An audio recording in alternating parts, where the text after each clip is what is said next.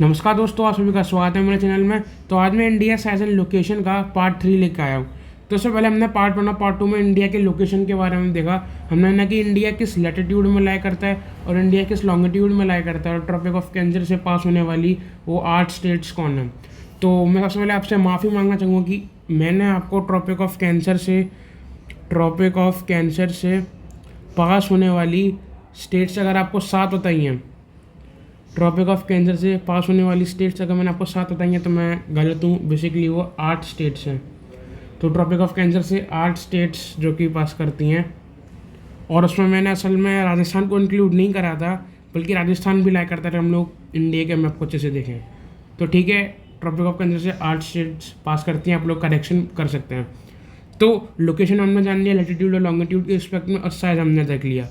अब हम लोग जब प्लॉट देखने आते हैं, आप अपने मम्मी पापा से भी पूछ सकते हैं, फिर आप जब बड़े हो जाओगे तो आप क्या देखोगे कि आपका सबसे पहली प्रायोरिटी क्या है कि आपके प्लॉट की साइज़ कितनी है, आपके प्लॉट की डायमेंशन क्या है, आपके प्लॉट की लेंथ क्या है, और आपके प्लॉट की ब्रेथ क्या, आपका प्लॉट कितना बड़ा है। और दूसरी चीज़ हम लोग क्या देखते हैं कि भाई हमारा प्लॉट एक अच्छी लोकेशन पे है या नहीं, हमारा प्लॉट का साइज़ अच्छा होना चाहिए और हमारे प्लॉट की लोकेशन अच्छी होनी चाहिए। और थर्ड चीज़ हम लोग क्या देखते हैं, देखते हैं कि हमारे प्लॉट के आसपास रहने वाले नेबर्स कैसे हैं, हमारे प्लॉट के आसपास रहने वाले हमारे नेबर्स कैसे हैं, ठीक है, उनका बिहेवियर कैसे है हमारे साथ। तो वो सब हम लोग इंडिया के रिस्पेक्ट में हम लोग देखने जाएंगे कि हमने इंडिया के साइज़ के बारे में देख लिया, इंडिया के लोकेशन के बारे में देख लिया।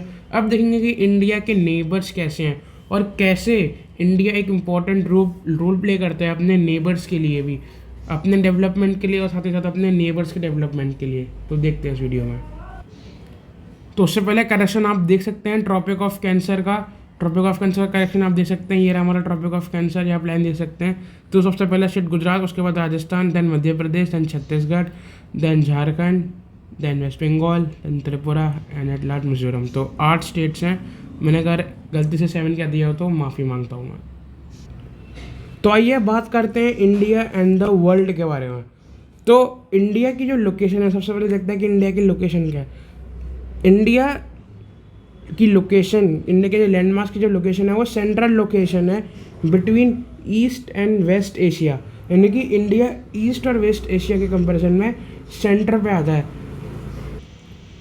पर इसका मतलब ये नहीं है कि इंडिया की जो लोकेशन है वो सेंट्रल है, यानी कि इंडिया आपका सेंट्रल एशियन कंट्री नहीं है।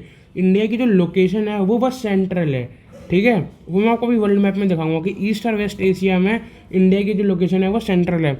और the trans Indian Ocean routes connect the country of European in the west and the countries of East Asia provide strategic location. अब ये क्या है ट्रांस इंडियन ओशन रूट? तो ये हमारा ट्रांस इंडियन ओशन रूट। अब जो भी आप लोग ये जो रेड से आप लोग देख रहे हैं ये basically trans Indian Ocean route है। अब आपको एक शब्द का मतलब बताता हूँ, ट्रांस का मतलब क्या होता है।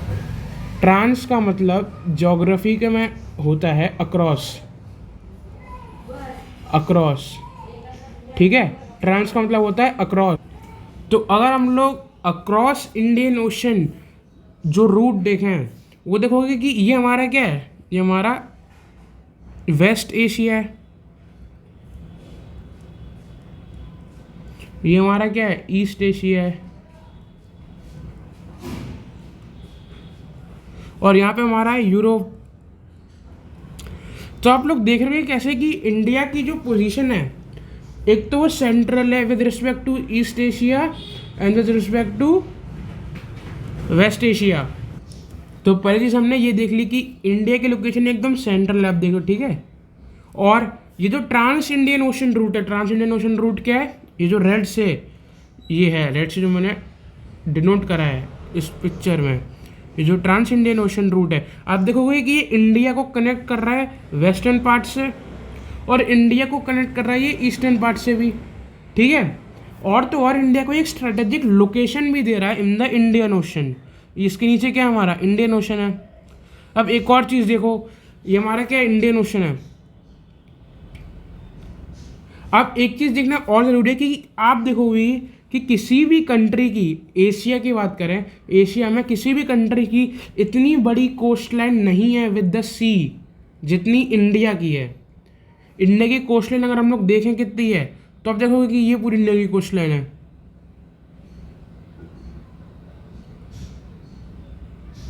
ये आप देख रहे हैं इंडिया की इतनी बड़ी कोस्ट लाइन है विद रिस्पेक्ट टू ये सी।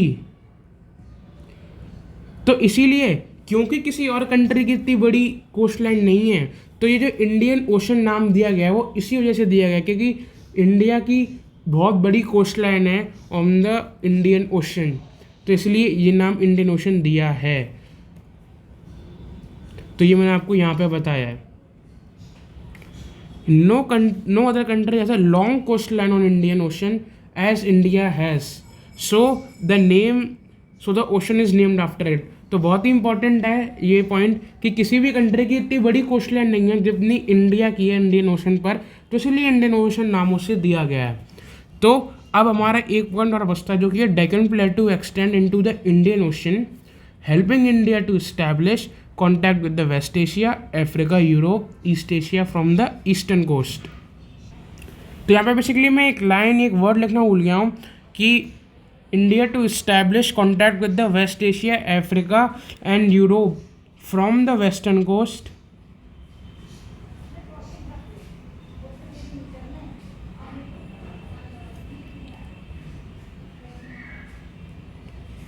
और east Asia from the eastern coast. अब ये लाइन क्या कहती है एक बार देख लेते हैं। तो आप देखोगे कि ये हमारे कौन से कोस्ट है, ये हमारा वेस्टर्न कोस्ट है, ये हमारा ईस्टर्न कोस्ट है। मैंने आपको डायरेक्शन बताई थी कैसे पता कर सकते हैं आप लोग। तो अफ्रीका देखो, ये रहा हमारा अफ्रीका। तो अफ्रीका से कनेक्शन इंडिया का वेस्टर्न कोस्ट से बनना है। आप देखोगे यूरोप यहाँ पे है, तो यूरोप से भी कनेक्शन बनना है। ईरान में हमारा प्रोजेक्ट है जिसका नाम है चाबाहार पोर्ट, तो जिसके थ्रू हम लोग अपना जो कनेक्शन है वो ईरान के थ्रू यूरोप तक पहुंचा सकते हैं। तो ये सब हमारा किससे हैंडल हो रहा है, ये सब हमारा वेस्टर्न कोस्ट से हैंडल हो रहा है। अब हमें शंघाई में कोई चीज़ पहुंचानी है चाइना में, तो हम लोग कैसे करेंगे, वो ईस्टर्न कोस्ट से करेंगे। और थाईलैंड में कोई चीज़ पहुंचानी है, या फिर वियतनाम में कोई चीज़ पहुंचानी है, या फिर फिलीपींस में कोई चीज़ पहुंचानी है, तो हम कैसे करेंगे, वो ईस्टर्न कोस्ट से करेंगे। और ये डेक्कन प्लेटो क्या है, डेक्कन प्लेटो हमने लिखा है ना, तो डेक्कन प्लेटो एक्सटेंड्स, तो Deccan plateau extend into the Indian ocean. अभी डेक्कन प्लेटो क्या है, तो ये हमारा डेक्कन प्लेटो, ये हम लोग अभी अपने आने वाले चैप्टर 2 में पढ़ेंगे। सब हम लोग पढ़ेंगे Himalayan ranges, Chota Nagpur plateau, Vindhyachal ranges, Aravalli range, Thar desert, ये हमारा हिमालयन की पूरी रेंज है, ये हमारे वेस्टर्न घाट्स, ईस्टर्न घाट्स, ये सब हम लोग पढ़ेंगे। और ये हमारा मेन चीज़ क्या है, हमारा मेन चीज़ यहाँ पर डेक्कन प्लेटो। तो देखो अब डेक्कन प्लेटो एक्सटेंड कर रहा है कहाँ, ये जो हमारा डेक्कन प्लेटो है ये एक्सटेंड कर रहा है इनटू द इंडियन ओशन। और इंडियन ओशन में एक्सटेंड करके इसने 2 पार्ट में डिवाइड कर दिया। ये हमारा बे ऑफ बंगाल हो गया और ये हमारा अरेबियन सी हो गया, ठीक है। तो 2 पार्ट में इसने डिवाइड कर दिया ओशन को, और नीचे हमारा इंडियन ओशन है। तो डेक्कन प्लेटो ने एक्सटेंड करके इंडिया को एक स्ट्रेटेजिक लोकेशन भी दिया, आप लोग लोकेशन दी है कैसे। अब आप देखोगे कि ईस्ट से हम लोग देखो कनेक्ट कर सकते हैं, और वेस्ट से हम लोग कनेक्ट कर सकते हैं विद द मैरी टाइम जो सी लोकेशन है उससे। अब क्या है, India contact with the world have continued through ages but the land routes are much older than the maritime contacts. Maritime contacts का मतलब है जो पोर्ट टू पोर्ट कॉन्टैक्ट होते हैं, पोर्ट टू पोर्ट, यानी कि सी port से लेके सी पोर्ट तक जो कनेक्शन होते हैं वो होते हैं मैरी टाइम कॉन्टैक्ट्स।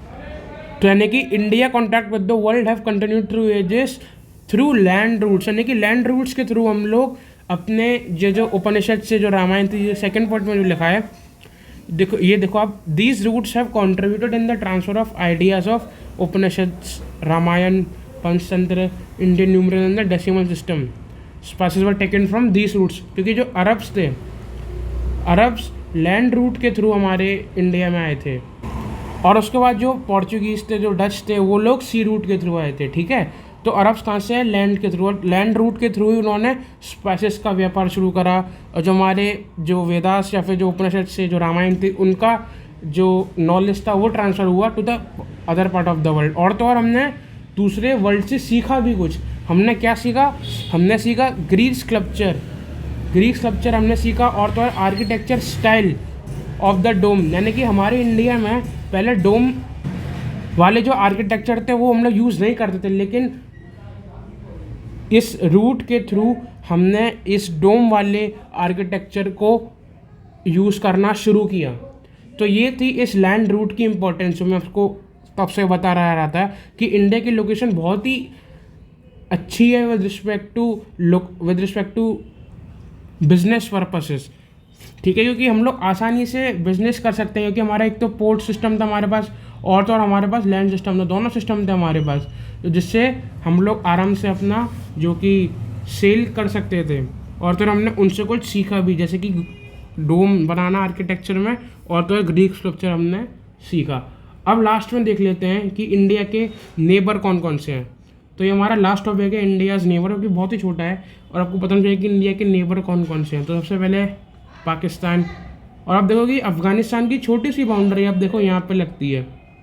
अब अफ़गानिस्तान की ज़्यादा बड़ी बाउंड्री हमसे नहीं लगती, पर हाँ क्योंकि उसकी बाउंड्री लगती है तो Afghanistan is also our neighbour. तो अफ़गानिस्तान, और देन चाइना में स्पेसिफिकली गए हैं तो चाइना भी है और तिब्बत भी है, पर हम लोग चाइना लेते हैं। Then Nepal, Bhutan, Bangladesh, Myanmar. तो टोटल 7 हो गए हमारे लैंड पे, जो कि मैंने आपको पहले बताया था लैंड बाउंड्री में। अगर आपने वो वीडियो नहीं देखी तो आप लोग चेक कर सकते हैं। और अब देखते हैं सी में कौन कौन से हमारे। तो सी में यहाँ पे हमारा क्या, लक्षद्वीप आइसलैंड है। यहाँ पे हमारा क्या है, लक्षद्वीप। तो लक्षद्वीप के साउथ में मालदीव्स है। तो ये तो हो गया हमारा पहला सी नेबर, और दूसरा कौन है, श्रीलंका। अब श्रीलंकन से हम लोग कुछ पार्ट से श्रीलंका से हम लोग कैसे डिफ्रेंशिएटेड हैं, आपको लग रहा हो कि देखो कि जो श्रीलंका है वो तो हमसे कनेक्टेड है, पर ऐसा नहीं है। श्रीलंका से हम लोग दूर हैं। तो Sri Lanka is separated from India by a narrow channel. वो नैरो चैनल कौन है, एक तो पाल्क स्ट्रेट है, क्या नाम है उसका, पाल्क स्ट्रेट। ये भी आपका एमसीक्यू के लिए इम्पोर्टेंट है। और दूसरा क्या है यहाँ पे, ये तो पाल्क स्ट्रेट आपका ये हो गया, जाफना रीजन है। ये जो रीजन है इसको हम लोग कहते हैं जाफना। ये भी इतना इम्पोर्टेंट नहीं है आपके लिए, बस हमको बता रहा हूँ। ये जो नॉर्दर्न पार्ट ऑफ श्रीलंका है उसे जाफना कहते हैं।